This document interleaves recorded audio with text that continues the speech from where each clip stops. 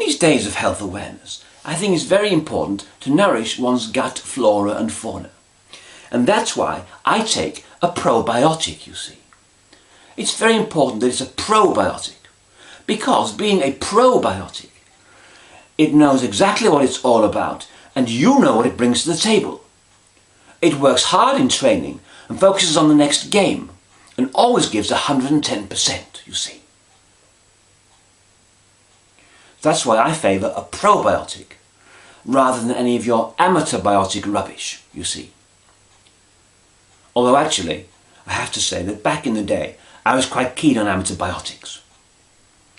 Indeed, I starred as the third pair of trainers from the left in a very good production of Hobnail's Choice, and I was also a policeman in The Pirates of Penzance.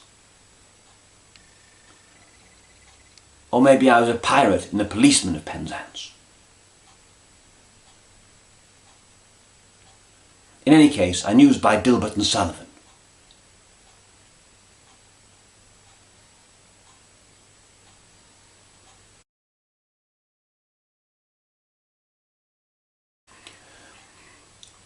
The other day I was at my friend Bernard's house, and we were going out, you see, for a thing in the evening. And we were late anyway, he was faffing around in the kitchen, you see, trying to find stuff. And the dog was there, and he was all over the place, and the dog blanket was everywhere, and there was like bowls of water left, right and centre. The dog was getting in a tizzy as well, you see. So I've got Bernard going nuts, the dog going nuts. And I said, Bernard, you know, we're going to be a bit late, fella, you see, time-wise, you know. And I said, well, can I do anything to help? And he said, could you arrange Rover, you see? And I paused, you know. And I said, well, I'm sorry, Bernard, but I'm afraid that sentence is grammatically incorrect, you see.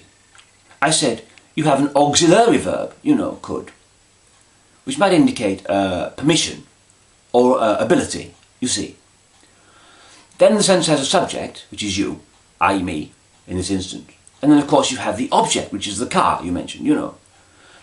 But the problem is that it lacks a main verb, you see. I mean, it could be, you know, could you drive a Range Rover?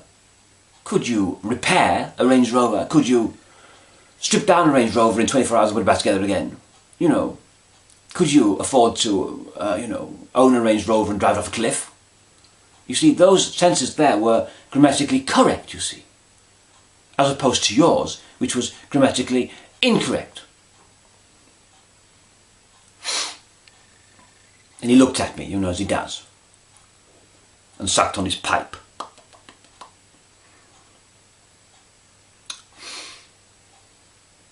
Well, thank you very much, Hugo. Thank you for that. And I said, well, not at all. It's my pleasure, really. He said, yes, that was very, very, very informative. I said, you're welcome, you know. Can I do anything else to help you? And he said, sort the bloody dog out.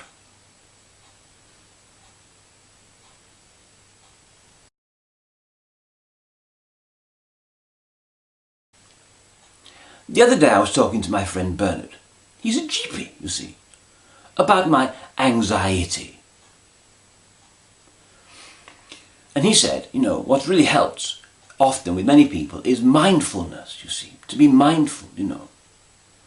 And I thought, right, okay, I'll give it a go. Anyway, so I looked in the paper, you see, and there's this course for mindfulness with a guru, you see, in town. He's got a little room and stuff, and you go there and he teaches you to be, you know, mindful and meditative, you know. He's trained all over the world with the Dalai Lama and people like that, you know, and he's whatever. And he's been up the Himalayas, you know, he had an experience in the Himalayas and all that sort of stuff. Anyway, so I went there, you know, I knocked on the doors, I came in, and this bloke was there, you know, and his cross-legged thing with his hands in the air like this, you know, going, Om.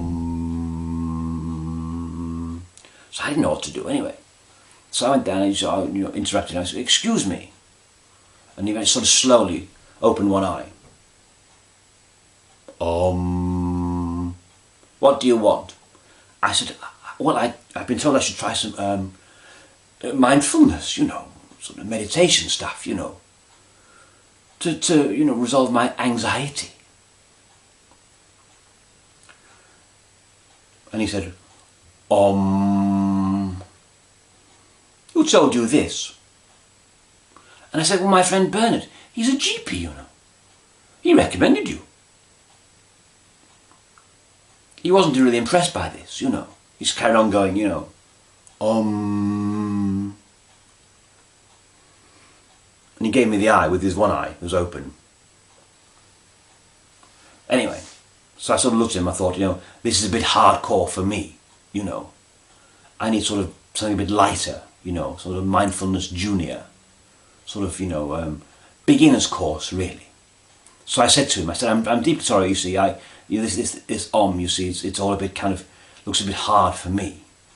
He said, yes. It took me 30 years of study in deepest Thailand to do this, you know. I said, yes, I think you're right. I think I should try and find something a bit lighter, you know, a bit more accessible. Yes. Anyway, so I went next door and had an omelette.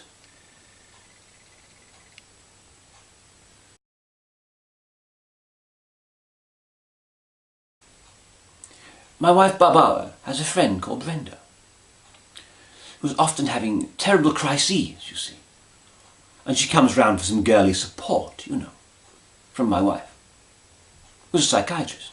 My wife, you know, not Brenda.